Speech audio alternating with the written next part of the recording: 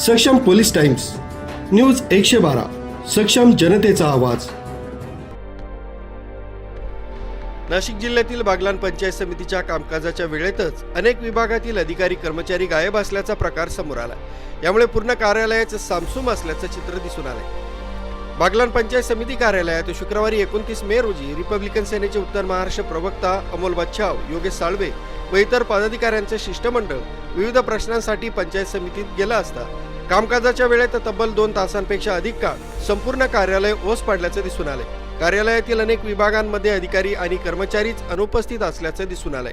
पंचायत समितीत तालुक्यातील विविध भागातून आलेले नागरिक, शेतकरी आपली कामं घेऊन येतात, मात्र संबंधित अधिकारी उपलब्ध नसल्यामुळे अनेकांना रिकाम्या हाताने परतावं लागतंय। प्रशासनाच्या या निष्काळजीपणामुळे नागरिकांमध्ये संताप व्यक्त होतोय। जनतेच्या सेवेसाठी असलेले अधिकारी कामकाजाच्या वेळेत कार्यालयात नसतील तर सामान्य नागरिकांनी न्याय कोणाकडे मागायचा असा सवाल उपस्थित केला जातोय।